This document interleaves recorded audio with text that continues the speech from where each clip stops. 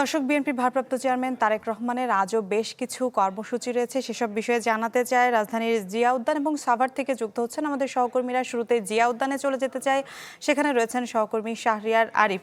আরিফ, দিনের প্রথম ভাগের কর্মসূচি তো জিয়া উদ্যান থেকে শুরু হচ্ছে, সেখানে কয়টা নাগাদ পৌঁছাতে পারেন তারেক রহমান? সার্বিক প্রস্তুতি নিয়ে একটু জানাবেন।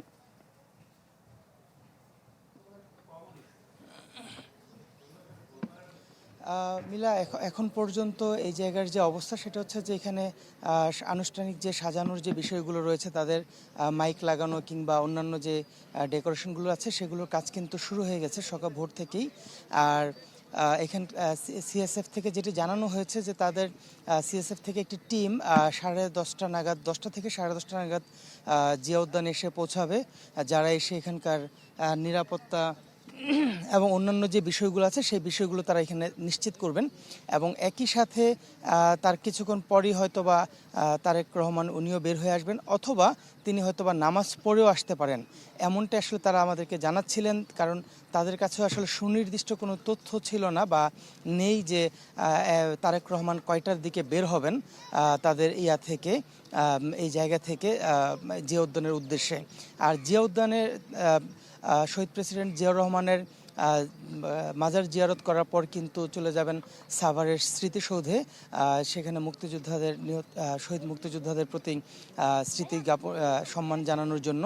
আর এর পরবর্তীতে তিনি বাসায় ফিরবেন এবং আগামীকালেরও কিন্তু সেই একই ধারায় বেশ কয়েকটি কর্মসূচি নির্ধারণ করা রয়েছে, যেটির মধ্যে দিনের শুরুতে তিনি যাবেন জাতীয় নির্বাচন কমিশনের অফিসে, তারপর যাবেন হাদির কবর জিয়ারত করতে, তারপর জুলাই যোদ্ধা যারা আহত তাদেরকে দেখতে। এই আসলে আমার কাছে এখনকার মতো সর্বশেষ তথ্য।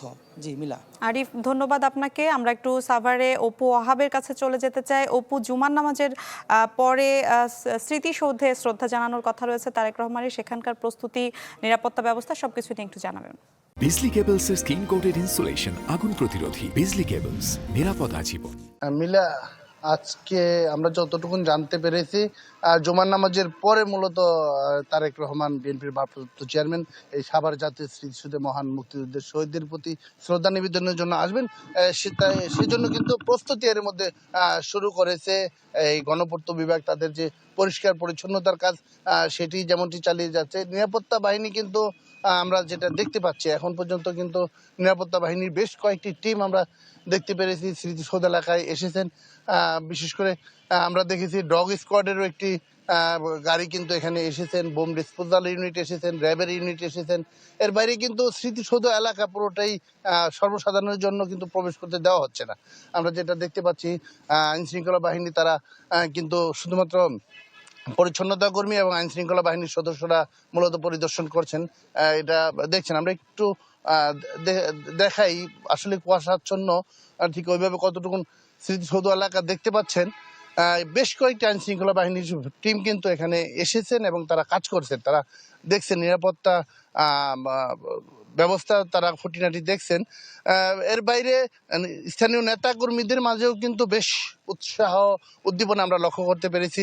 গতকালকে থেকে তারা আসলে প্রস্তুতি নিচ্ছেন সাভারে যে আসবেন, যে পথ হয়ে আসবেন আমিনবাজার থেকে এই সাভার স্মৃতিসৌধ পর্যন্ত রাস্তায় কিন্তু পথে পথে কিন্তু নেতাকর্মীরা তাকে সম্বর্ধনা দিবেন, তাকে এক নজর দেখার জন্য সাধারণ জনগণও কিন্তু রাস্তায় দাঁড়াবেন। আমরা যেটা জানতে পেরেছি রাস্তায় দাঁড়াবেন। তো 50 থেকে 1 লক্ষ লোক কিন্তু এই সাভার এলাকায় নেতাকর্মীরা জড়ো করবেন, আমরা যেটা জানতে পেরেছি। স্বেচ্ছাসেবক লীগের, স্বেচ্ছাসেবক দলের নেতা এবং অন্যান্য যে বিএনপি নেতাকর্মীরা রয়েছেন তাদের সাথে কথা হয়েছে। তারা মূলত এই বিষয়টি আমাদেরকে নিশ্চিত করেছেন যে তারা এখানে থাকবেন। স্মৃতিসৌধের ভেতরে আসলে আসতে দেওয়া হবে কিনা সেই বিষয়টি এখনো আমরা পরিষ্কার না, কারণ এখানকার যে স্মৃতিসৌধের কর্মকর্তারা রয়েছেন তাদের এখন পর্যন্ত নেতাকর্মীদের প্রবেশের ক্ষেত্রে বা কোন ধরনের নিরাপত্তা করাবেন সেটি এখনো জানানো হয়নি। মিলা। জি অপু, ধন্যবাদ আপনাকে।